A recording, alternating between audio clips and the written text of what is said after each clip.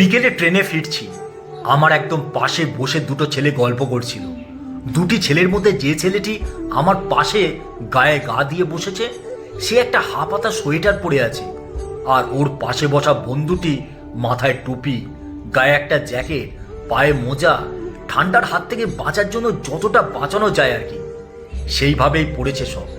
দুজনে গল্প করছে ঠিকই, গল্পের বিষয় এই ঠান্ডা নিয়ে। আমার পাশে বসা হাফাতা সোয়েটার পরা ছেলেটা বলে উঠল, এবছরের মতো এত ঠান্ডা আগে কখনো পড়েনি, এই বছরটা মারাত্মক বছর। পাশে বসা বন্ধু বলল, এই বছরটাই তো খারাপ তোর জন্য, ব্রেকআপের দুঃখ নিয়েই বছর শুরু হলো। যাই বলিস বিল্টু, জয়ী খুব একটা সুবিধার মেয়ে ছিল না। কথাটা শুনেই ভাবছি, এই ঠান্ডায় এমনিতেই কষ্ট, তারপর ব্রেকআপ, আহারে বেচারা। বিল্টুর কথা শুনে বুঝলাম অতটা দুঃখ ওর নেই। এদিকে বেশ জোশ নিয়ে বিন্টু বন্ধুর কথায় উত্তর দিল, আমি কি তখন বুঝতে পেরেছিলাম? ও গেছে ভালোই হয়েছে।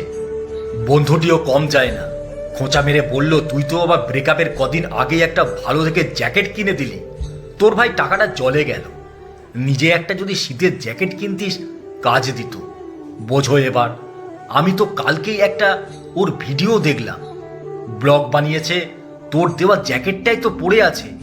বিল্টু শুনে বলল, আমিও দেখেছি, খুব রাগ ধরছিল দেখে, মেসেজ করে কালকেই বলে দিয়েছি, ভাগ্যিস আমি জ্যাকেটটা দিয়েছিলাম, এই শীতটাতে আমার জন্য বেঁচে গেলি। দেখি আজ সকালে রিপ্লাই দিয়ে লিখেছে, তোর মতো ছোট লোকের জিনিস আমি পরবও না, তুই নিয়ে যাস। তোকে ছোট লোক বললো, তুই কিছু বললি না? তুই কি ভাবলি আমি কিছু বলবো না? আমিও লিখলাম, জ্যাকেটটা আমি তোর থেকে নিতাম না, কিন্তু এই মুহূর্তে আমাকে ওটা ফেরত নিতে হবে। সকালে কোমরে বসে ঠান্ডায় এত কাঁপি, কেঁপে কেঁপেই উঠে আসতে হয়, পেট ক্লিয়ার হয় না। জ্যাকেটটা দিয়ে গেলে ওটা পরেই যেতে পারবো। পেট খালি করার মতো সুখ আর কিছুতে নেই। তারপর শীত চলে গেলে তোকে দিয়ে আসবো। দেখি এরপর কি বলে। পাশে বসে আমি আর হাসি চেপে রাখতে পারিনি। বিল্টুর এমন কথাতে বন্ধুও হাসছে। বন্ধু বলল, দেখ আবার রিপ্লাই কি দেয়। এখনো তো রিপ্লাই দেয়নি, দিক, তোকে আমি জানাবো, চিন্তা নেই। আমি থাকতে না পেরে বিল্টুকে বললুম, ভাই আমার চিন্তা আছে, তুমি বরং আমার নাম্বারটা নিয়ে রাখো, পরের ঘটনা আমিও জানতে চাই।